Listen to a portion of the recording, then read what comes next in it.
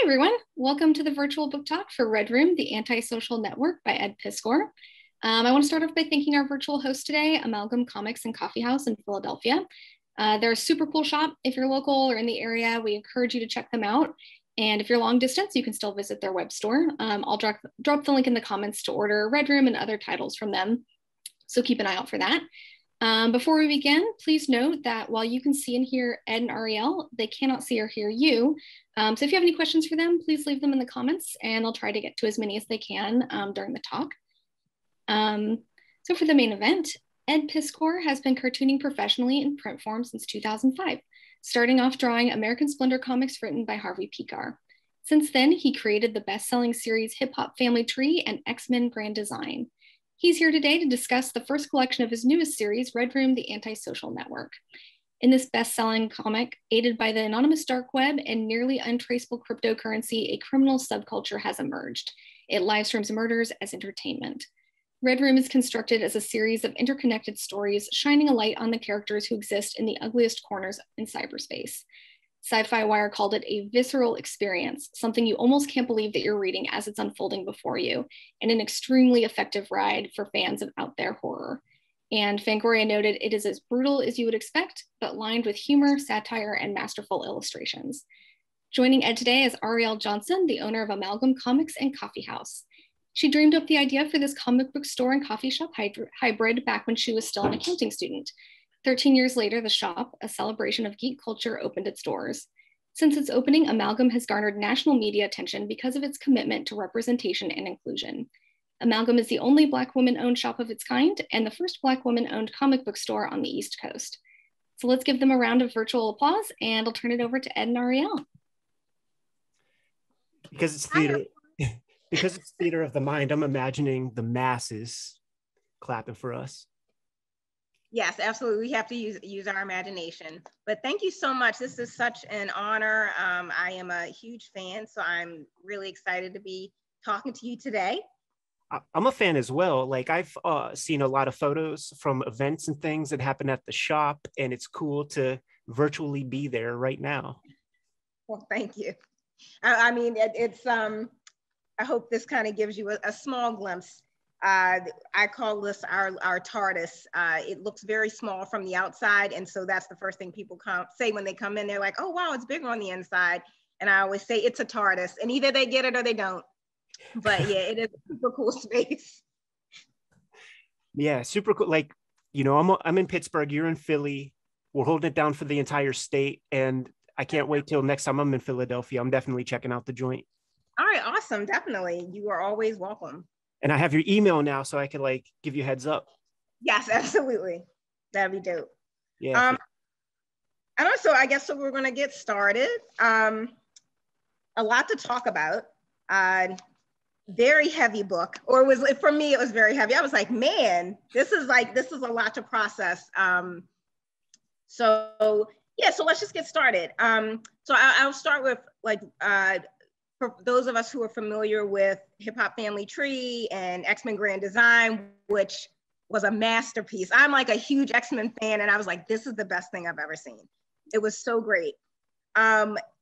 But those books are very, very different from what Red Room is. So if you're thinking about your catalog and then you go into Red Room, it's a surprise. It's a little jarring.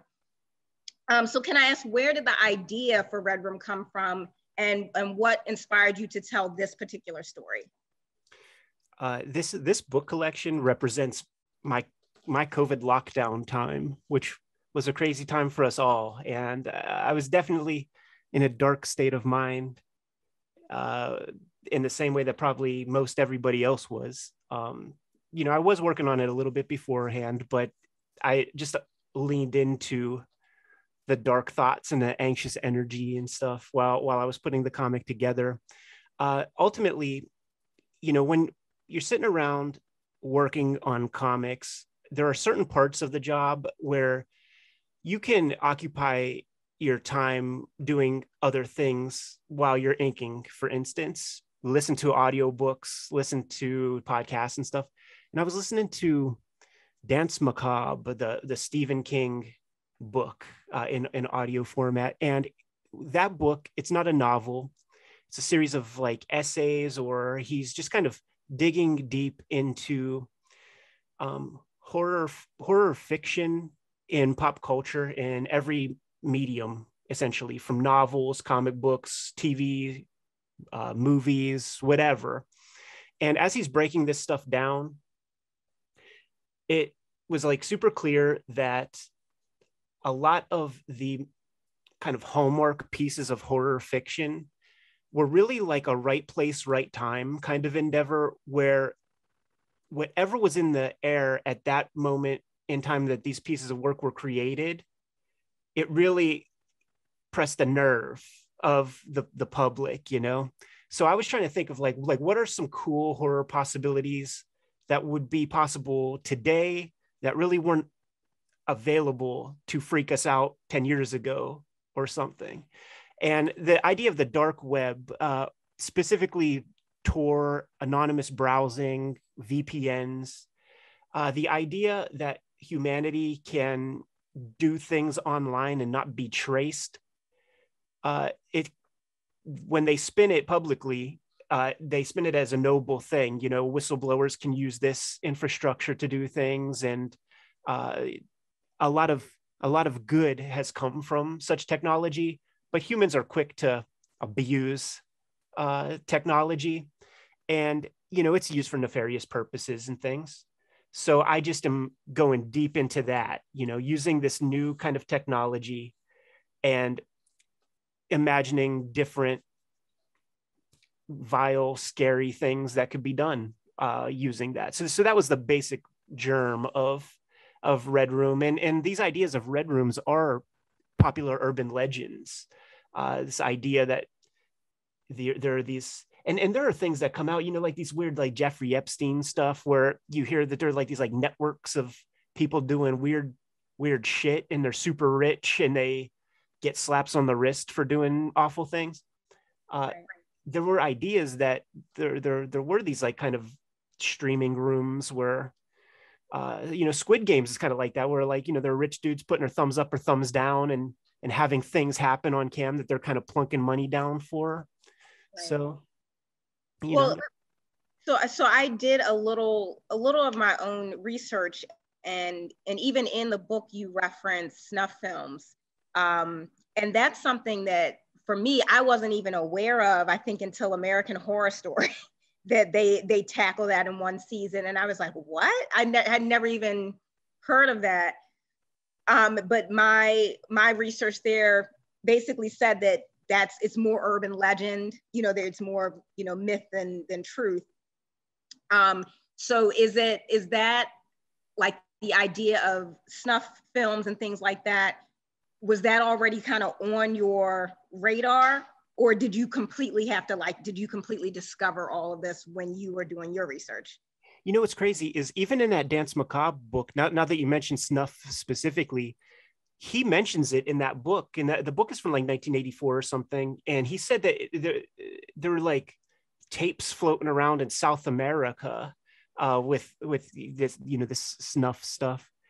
And nowadays it totally exists. It's not necessarily like, you know, here's some money, like go do this thing, but like the cartels, like in Mexico and South America, like they do that stuff often.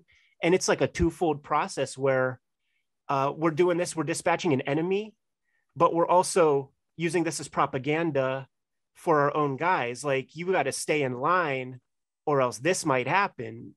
And, you know, ever since I started doing Red Room, like people have been sending links and things, but then I'm trying to get into creating, you know, some, you know, interesting characters while I put this stuff together. So I'm reading just the most awful serial killer biographies and stuff. And there's this, there were these 2 HBO documentaries that were done, just cinema verite or something, just camera on the guy, Richard Kuklinski, the Iceman killer.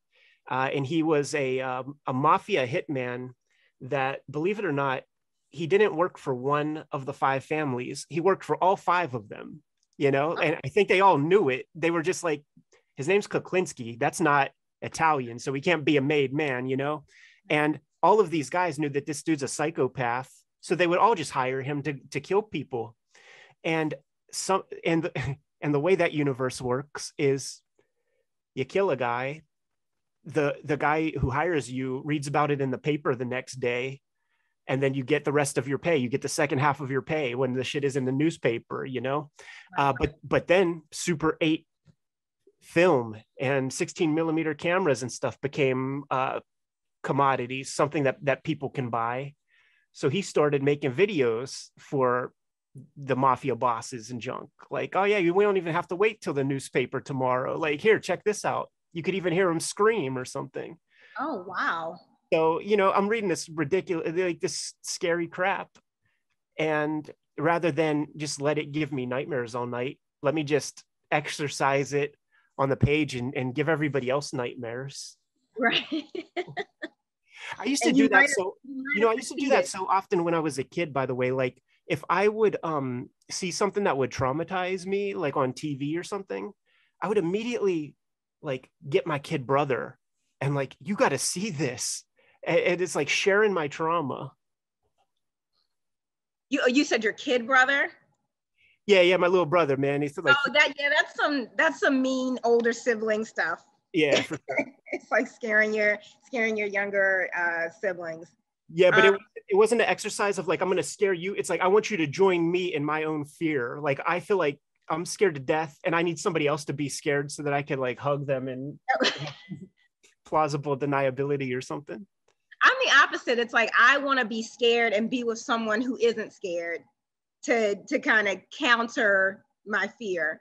It's like, we can't both be scared. I mean, that's the perfect recipe for like going to those haunted houses in October. You know what I'm saying? Like, you would be the perfect candidate, especially if you're skittish, because I would amp that up. You know, like I'm just that kind of dude. Like going to those things. I always like going to those haunted houses with people who are very skittish and nervous. Mm-hmm. And I used to, before I like my very last job that I had before becoming a cartoonist was working at a haunted house, and all the tricks involved in that to freak people out just on that visceral level. Like one of the things you do, this is a tip for everybody who's taken you know, their partner to the haunted house next year. Make sure you say your girl's name a lot of times the second you enter, because they play a game of telephone inside those haunted houses. Yo, there's a girl named Ariell that's going to be coming through.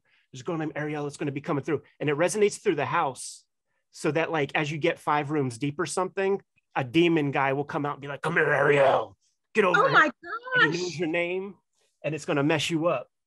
See, that's terrifying. And for that reason, I've actually never been in a haunted house because I would be kicked out for fighting. Like my natural instinct is to hit. Yeah, so fight or flight, man. You're a fighter. If somebody jumped out at me, I would hit them and then they'd be like, ma'am, you have to go. That happens. That was like such a very real thing. That same kid brother that I just mentioned, like we brought him down to like work, you know, one of the last days or something, and he got socked right in the nuts by a dude and like went down, was like throwing up and stuff. Oh my God. And the security guys there, they're just looking to mess people up, like most security guys are, you know, like they're just looking to while out and fuck somebody up. So they saw my brother all messed up and they were like, point the guy out. And my brother snitched, and they took this dude to the fire exit and just, it was messed up, man. That was over 20 years ago. So I think the statutes of limitations is up and everything. I don't think I'm going to get anybody. Yeah, I think everybody's safe now. Well, and now that we're on the subject of violence,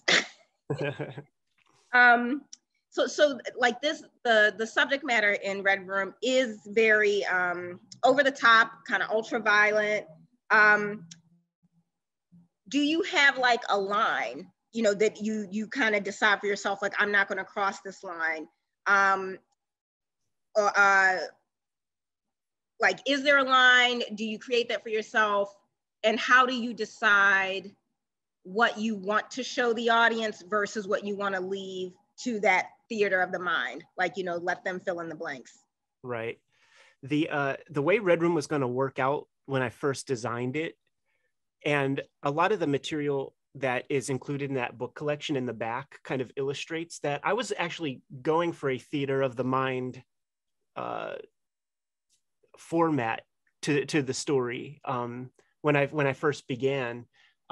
Implied violence, putting things in shadow and stuff, but the subject matter requires the visual in a lot of ways, man, because it's about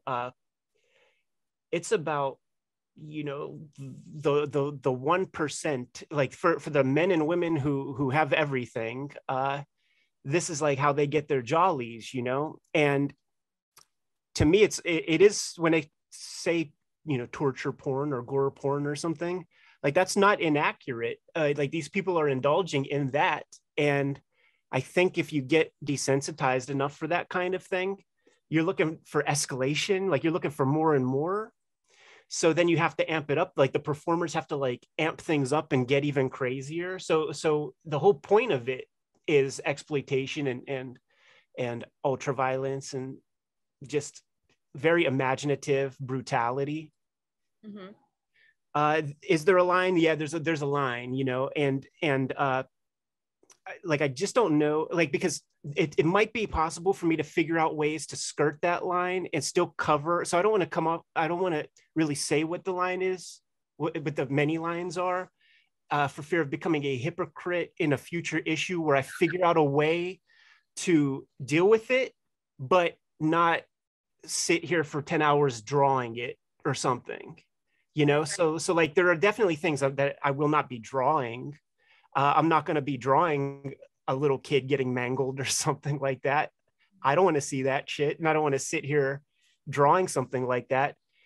It's even kind of hard for me, like, to just draw regular looking people getting jacked up like that. You know, like there's this whole part where there's these like kind of factory farmed humans that are inbred over many generations and just look indistinguishable. Part of that is because I am just the wuss. I just sit here all day making my comics.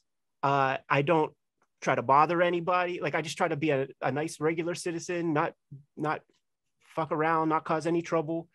And when it comes to the comic, like it's hard to draw a regular looking person getting jacked up, you know. Like I start to have to cartoon it more, because if I see too much life in the eyes, like it's staring back at me and it freaks me out. So like I'm dealing with some of my own stuff while making this comic, and I'm essentially I'm scaring myself. Like I sit at that board, and any of the gross, weird shit that you see in the comic, it wasn't in the script or anything. There's just like room for something crazy to be drawn. And then it's like, I sit there and I daydream and I think about like, what can the worst thing possibly be that could happen to me right now or something? And I freak myself out. I make myself queasy. And then I know that that's an effective idea, an effective image or something. So like I said earlier, I got to bring my little brother in, traumatize him the same way I'm traumatized. Like now the reader of Red Room has to deal with this idea that just freaked me out, you know, and and put it out there.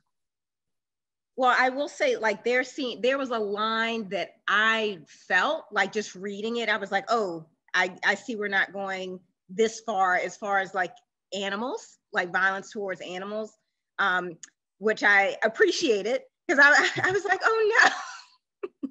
See, you know what, because you said it, I don't mean to cut you off, but because you said it, like the way I skirted your question and said, I don't want to be a hypocrite. If we would have had this conversation when I was working on issue 1, I would have said, there's no, like, I don't know animals, man. I'm not going to be doing that. I don't want to like look at a pretty dog for reference while I'm drawing and then mangle it or something. So, so you're sort of referencing a piece where there's the puppy on the roof and there's like the crosshairs, you turn the page. And I did that as a deliberate, that was 1-to-1, me messing with the reader. Are you going to turn that page?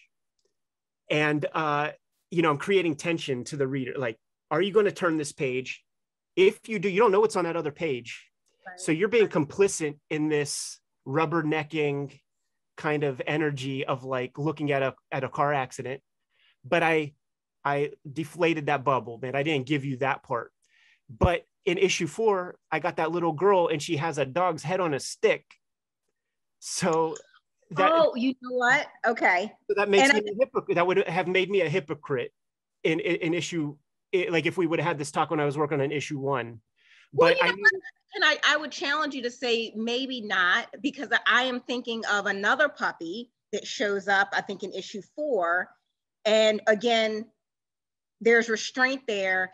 I think the difference between the puppy that we see with the head on the stick, we never see that dog alive. Oh, interesting.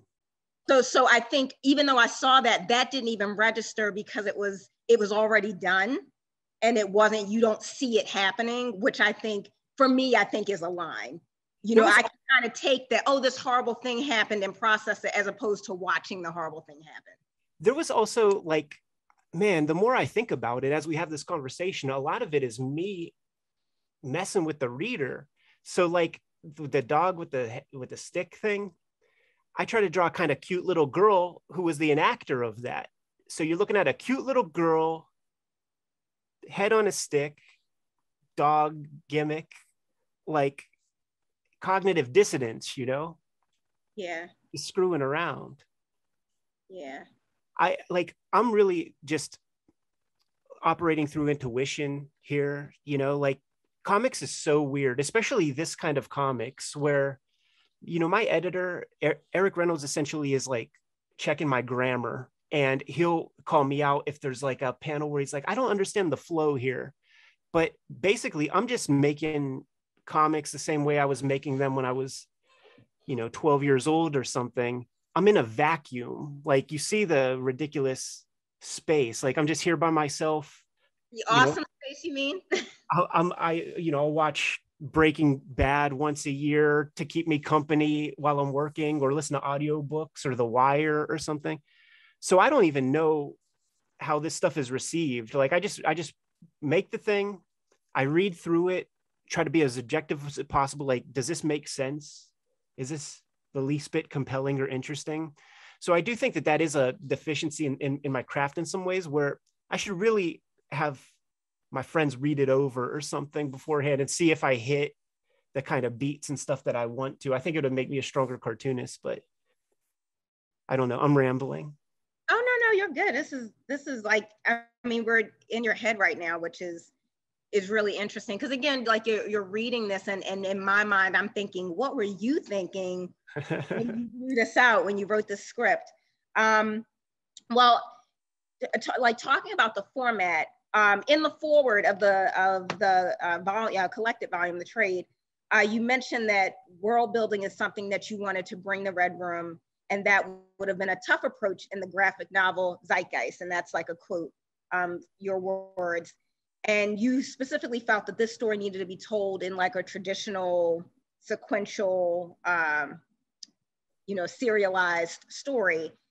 Can you elaborate on that? Can you elaborate on why you felt like that monthly kind of giving that monthly dose to people worked better for this type of story? Because I mean, as we all know, so much of comics now is like decompressed storytelling so that things fit neatly in a trade of 6 issues, and you are specifically not doing that with this.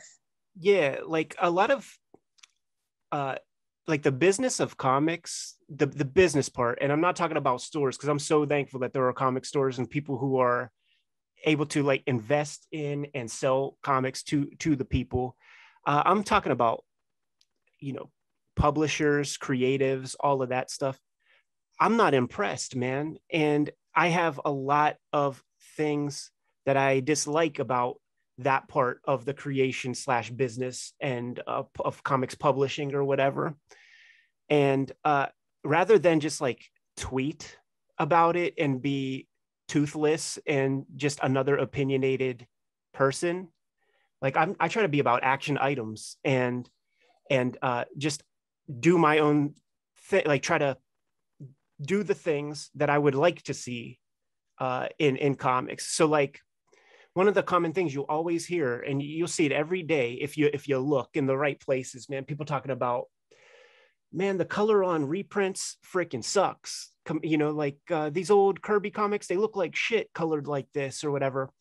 And like when I had the chance to reprint some Kirby comics, like let me try to make it look the way it's supposed to, the way that you know the color lends well to those kind of images.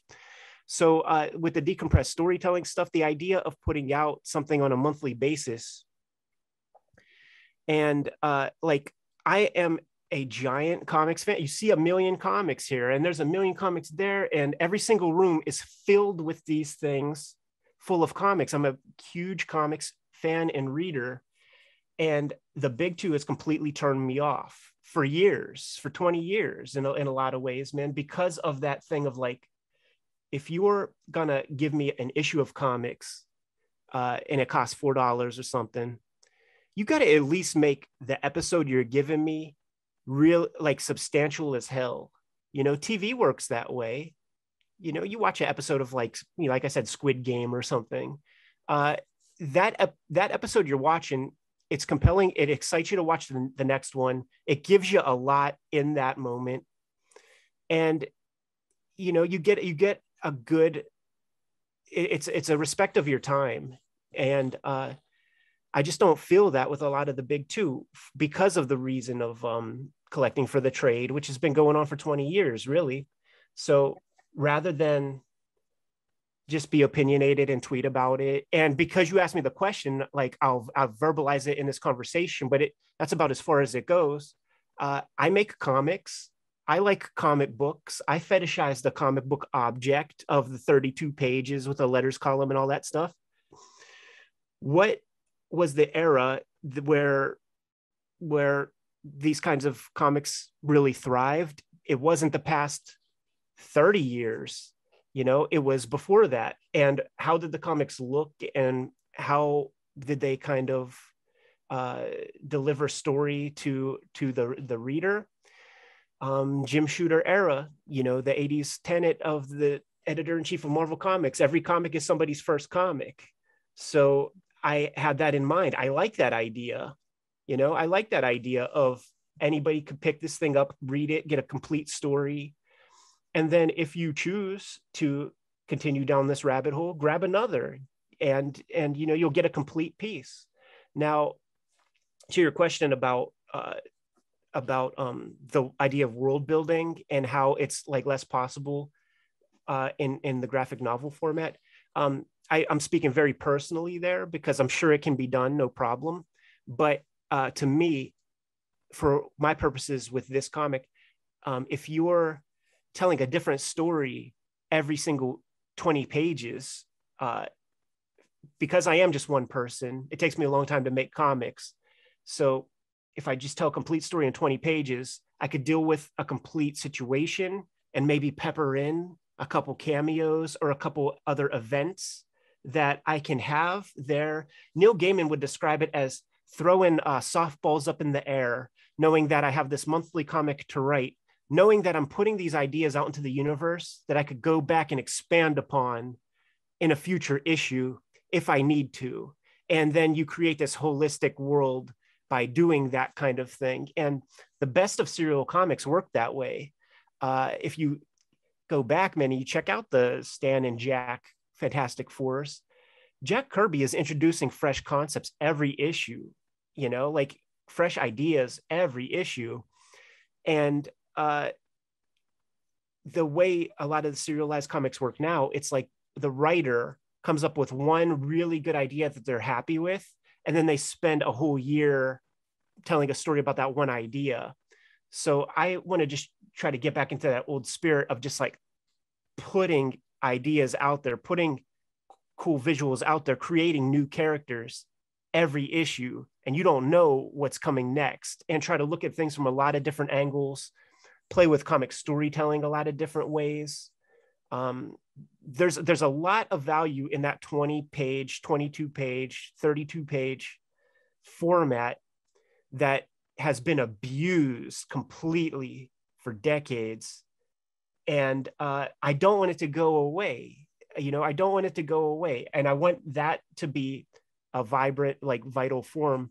I am swimming upstream. It does feel inevitable that things are going to go like straight to the book trade kind of format or something, just because the floppy's so expensive or whatever. But listen, I have the opportunity to make comic books. I'm going to make comic books. Right. I appreciate that. You know, as a retailer, and as just that quote, it's like every comic is somebody's first comic, and that's so true. And sometimes it's hard to get folks to give a book a try because it's on issue 10.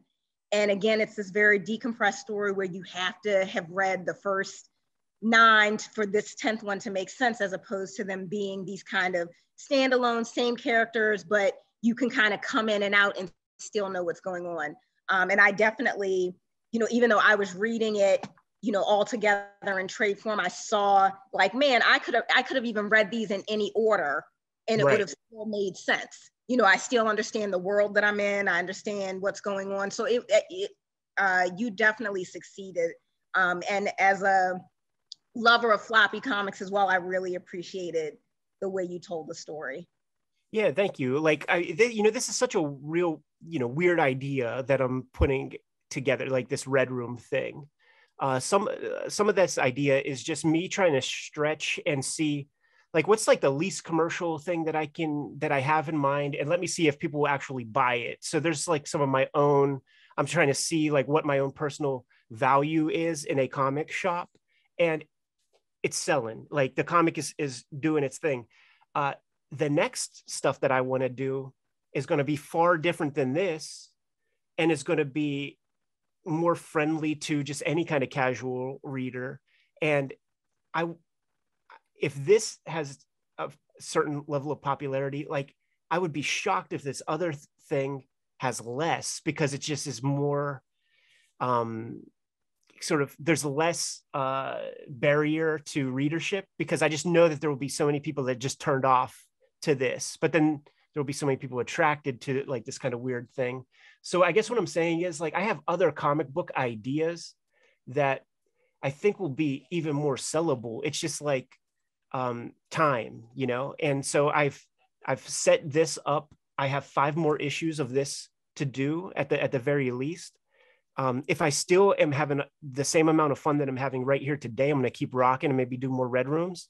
But if not, like, I'm going to still do stuff in this comic book format, one and done kind of issues, and just see how long I could parlay that, you know, because I really like the format, and it's just going to take somebody to do something that hits enough that gets everybody's trajectory to change, you know, like the corporate stuff. They need to see empirical data and shit, and so much of comics is just like, you know, in software, they call it shovelware, where it's just, it exists to kind of take up space on the rack, to kind of absorb the buying dollar from the public, to keep that dollar away from the competitor and shit.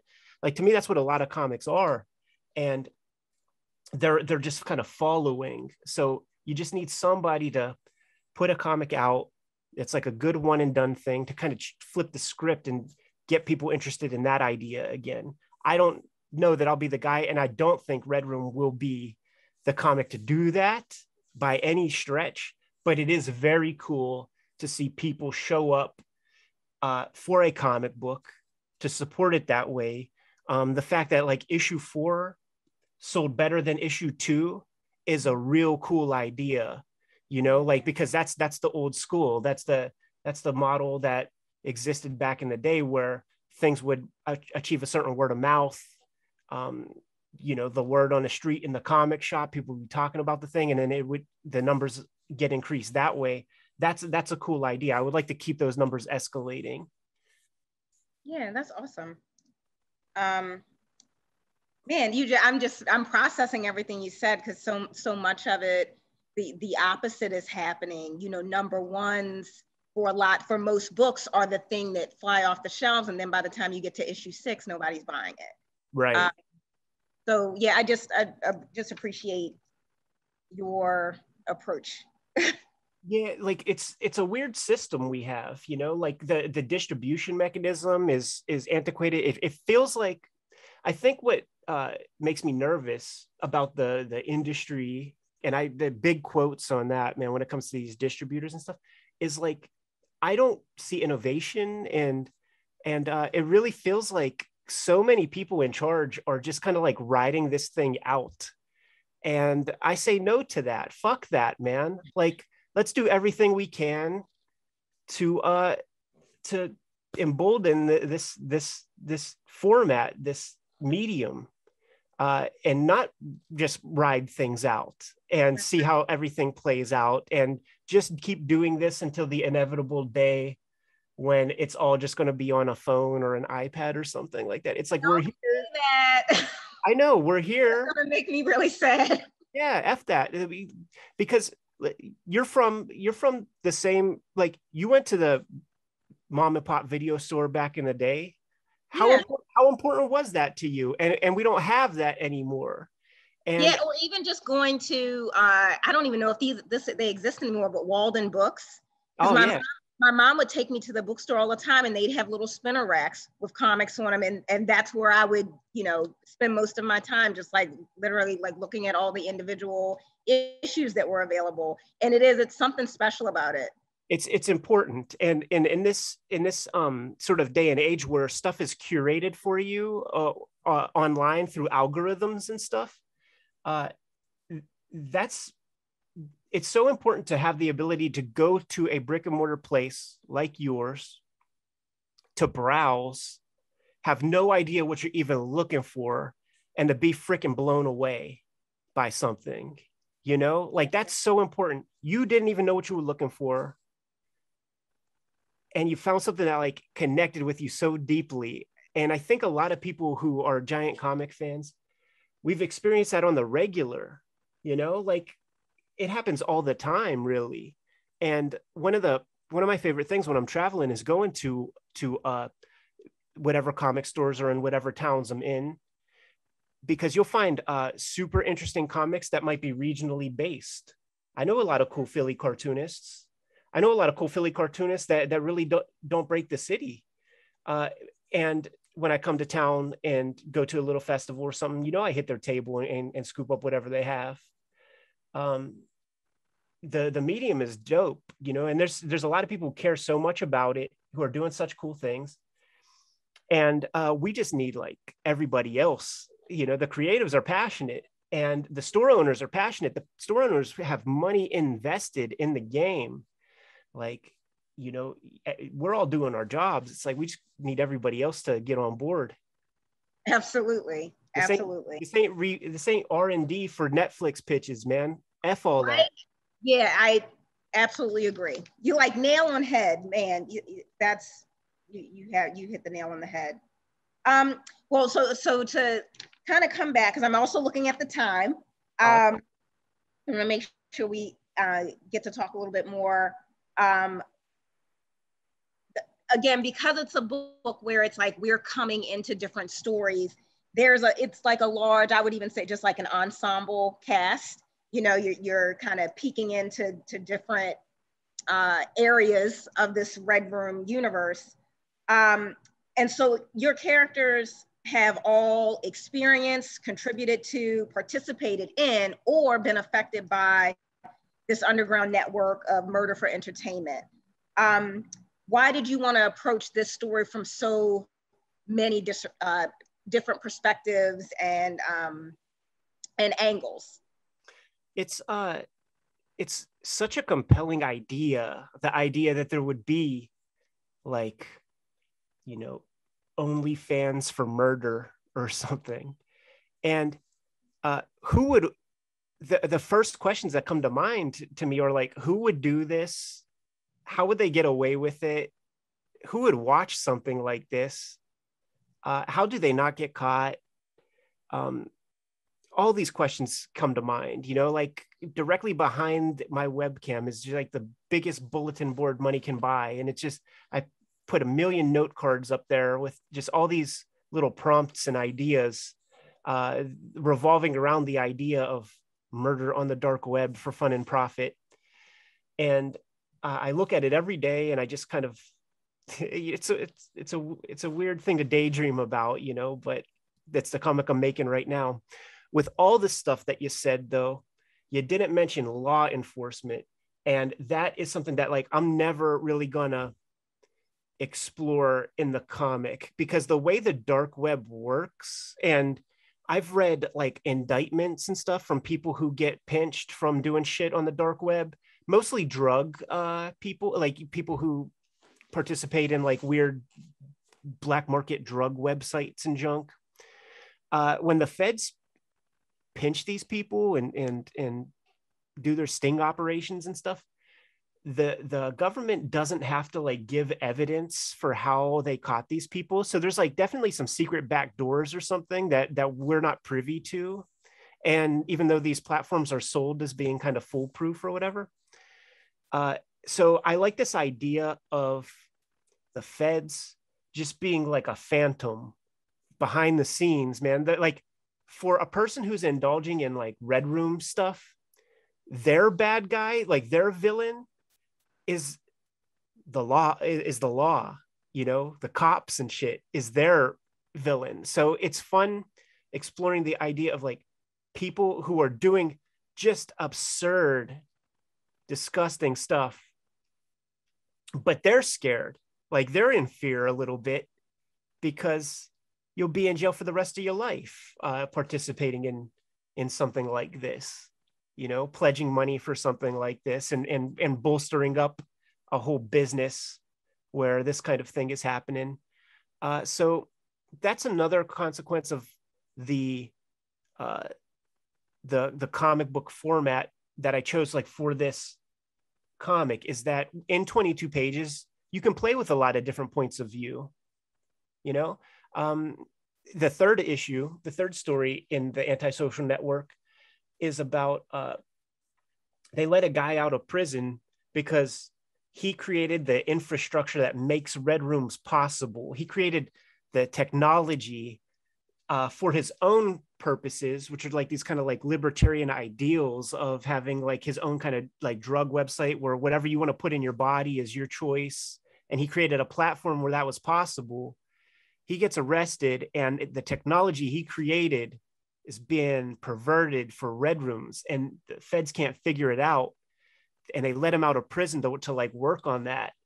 That I got inspired from reading about the guy who ran a website called the Silk Road, Ross Ulbricht. It was a book called American Kingpin. And what I just described is essentially what this guy was about when he created the Silk Road.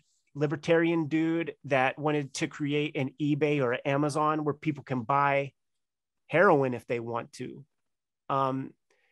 Because of his libertarian ideals, it started to get stretched a bit because these people could put things up on his website anonymously, and they started putting things up like arsenic, cyanide, and shit like this. And he had to like do mental gymnastics, man, to try to like make his ideals okay with that, and would be like reading like, oh, you can clean jewelry with arsenic, and that's how he's like making it right in his head. And it's like, why would somebody anonymously be buying such a thing off a website if they're just trying to clean their wedding ring, you know? So like, you know, I took a germ of this real life thing that I read about that I found interesting, where this guy had some sort of, you know, doe-eyed, youthfully arrogant idea, and then it just goes off the freaking rails, you know? Yeah, and I think some of that, because the other characters in the book that you don't see are the people in the comment section. Right. And just even, you know, as you're working through each panel, you know, I sat there and took the time to like read people's comments, and immediately I thought about just the anonymity that the internet just in general can provide, and how it emboldens people to do really horrible and hateful and nasty things that they would not do face to face. And so you kind of including that, and it's, you know, it's turned up to 1,000 because now we're in this, you know, this untraceable website, and people are really just bearing like the deepest, darkest parts of themselves. And it's kind of scary, but I think that's, I mean, the fact that you found a And that was a real life incident, like situation, right? With the arsenic buying. And it's like, well, clearly they want to murder somebody. Like, why are you doing that?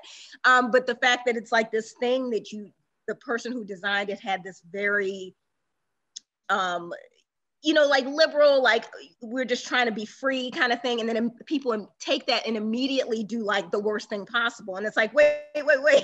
That's not what this is for. So I like really do appreciate that you go there, because I feel like that is definitely a facet of just humanity for some reason. Like when we can operate in darkness, we become dark ourselves. Yeah, for sure. And certainly this internet, I would almost even challenge you, suggesting that I turned the comment section up 1,000%. Like it just goes to show that like you're not looking at, I don't know, Reddit or something like that. I'm not on Reddit. Like there are places I don't go. Yeah. It's smart too. You know what I'm saying? But like I'm like a child. I don't know how to put it. Like the internet became sort of viable, possible for regular folk when I was 13, 14, 15, something like that.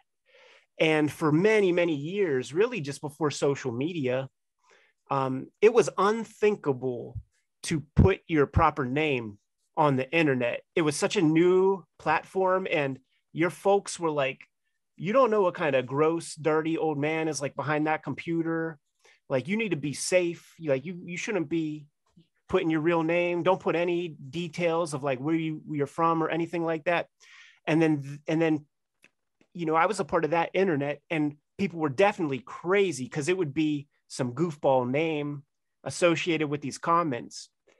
Nowadays, it's crazier because people will have like Twitter accounts with their own proper name and just be spouting off crazy ideas and real fucked up things that land them in all kinds of trouble, get the Secret Service visiting their house because they're just spazzing out and talking crazy, saying the first thought that comes to mind or something. And then, the FBI showing up to your house because they have to do due diligence because you said you were going to, kill somebody important or something because of some issue. So like people are just crazy on the net in general. And, it exists in our own little comics world in a lot of ways. But then like when you go to a comic festival, like you don't never see those people. Like everybody's very nice usually. Right. Absolutely. And when I say usually, the ones who are not malicious. It's just like social graces that are lacking or something. Right. Yeah. Yeah. So I mean, you've already kind of covered this, but I'll ask just in case there's another story you want to share. Just like what kind of research and preparation you did for the book, and were there any characters that were inspired by real people? So you already spoke about the inspiration behind Levy. Am I remembering? Yeah. So you already spoke to that. Is there anybody else who you had someone in mind when you were writing their character, or coming up with who they would be? Specifically, no, but there are things that every character that is in the comic, I've built in some kind of backstory to try to make sense of who they are for myself. And I didn't quite explore it all like in these particular issues. So it's not really there on the page for everybody else, but I kind of make these comics for me in a lot of ways.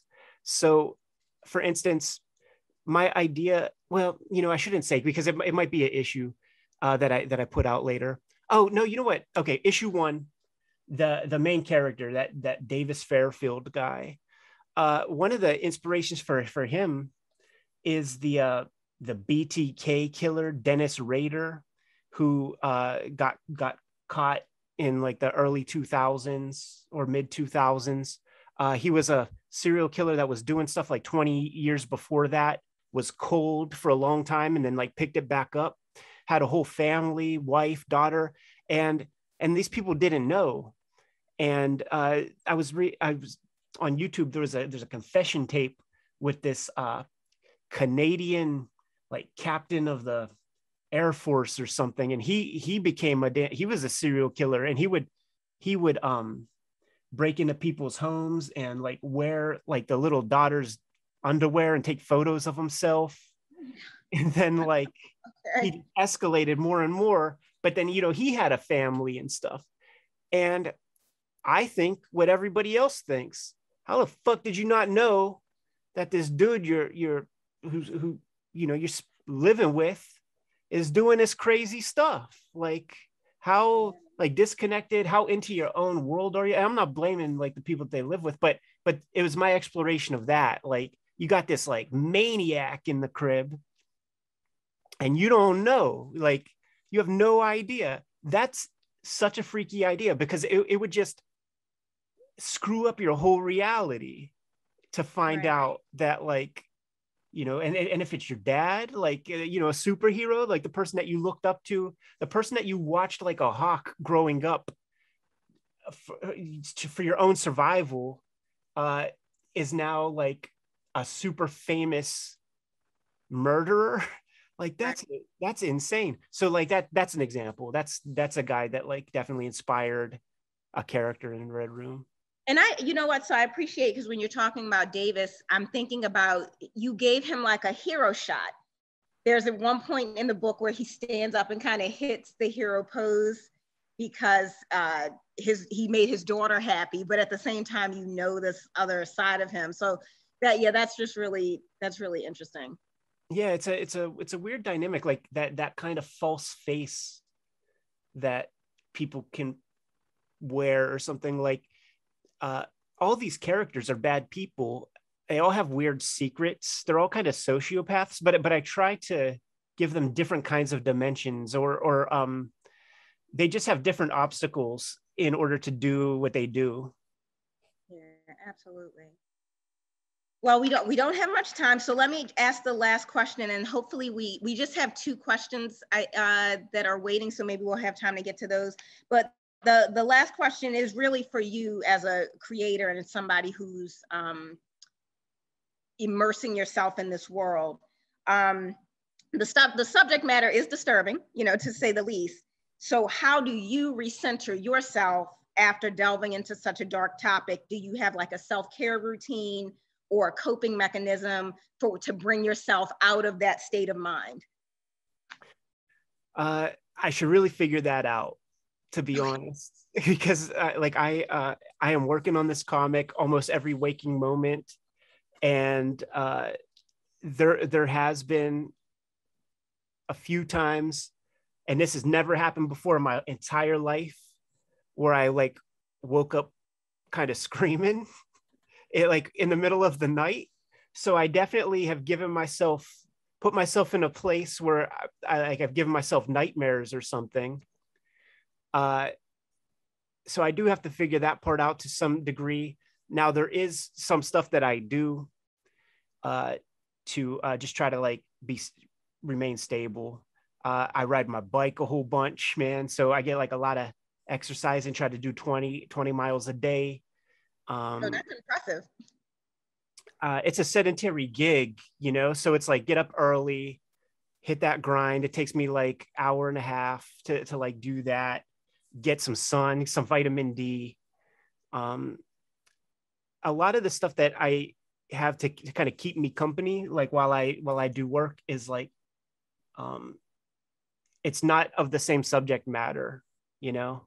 I even like put together a whole, as embarrassing as this might sound, like I put together a whole kind of like almost like a database of Saturday morning cartoons that I used to dig whenever I first was like learning to draw, and the stuff that like inspired me to sit down and just like try to draw.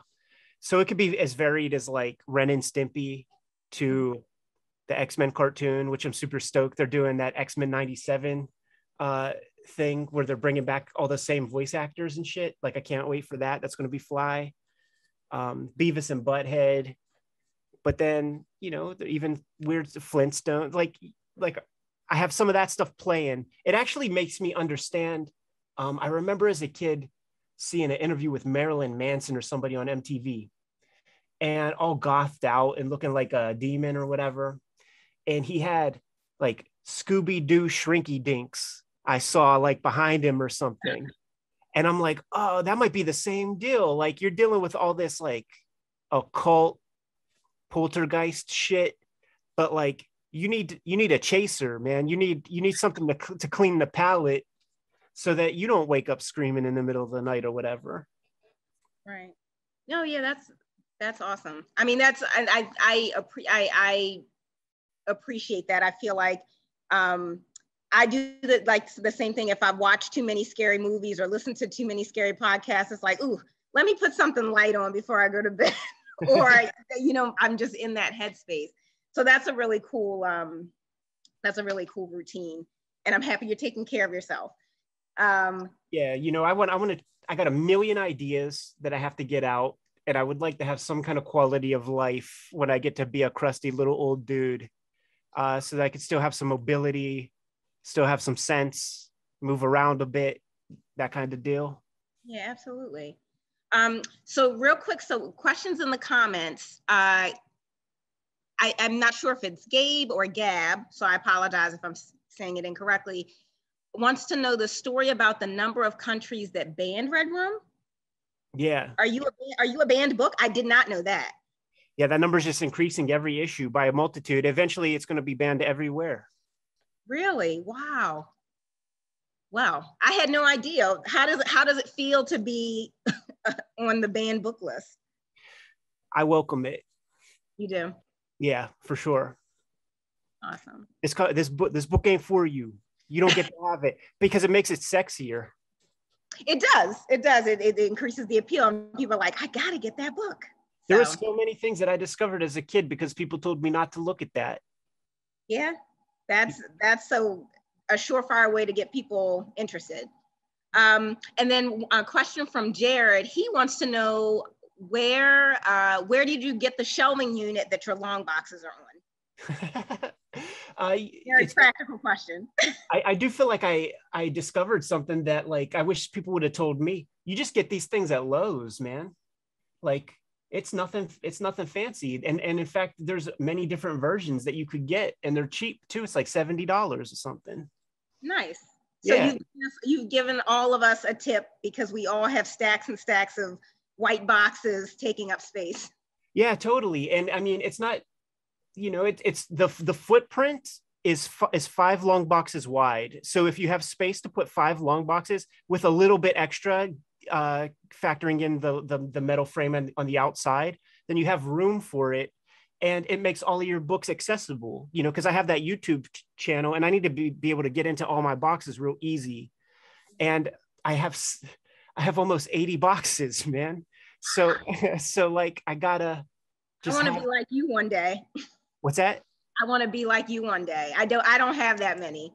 That's awesome. Well, you know how the sickness goes, man. It's not like it ever stops. Like you're going to keep accumulating things. Yeah, there was a point where I had to like put a freeze on myself. I was like, this has gone too far. And you don't have room for it. But yeah, so that's a really awesome collection. Yeah, and like mine are like the ugly ones because like I'm a cheap person, so I've got the cheapest ones, but they're like ones that are just like all metal and slick and look real fly, and they could even hold more weight and shit. Like on this one that I have over here, I have all my artist editions sitting on top, and there's like 50 artist editions, and I am scared that like one day I'm gonna get like a new artist edition, put it up there, and it's gonna be like boo boo boo, like just collapse like one row at a time in front of my face, like boom boom boom, until it like, I don't know, falls into the basement or something. That gives me anxiety, as I'm sure it's given any collector. It's like, don't say that. Oh, I know, man. It's like, oh my God, the books. Well, I was more thinking about my own personal, like, I don't want to fall into a hole. Well, that too. But I guess I just think like, oh my God, shelves collapsed since there were comics on those shelves. Yeah. Those are gone now. But yeah, we also don't want you to like fall into a whole cartoon style. I know, right? Like from a bookshelf collapse. So, that's all I have. Is there anything you want to add or tell us about? I'm just why we should be reading Red Room? Oh, I would never give anybody the hard sell of why you should. Like, you look at that cover and you know if you should be reading it or not. Like, Okay.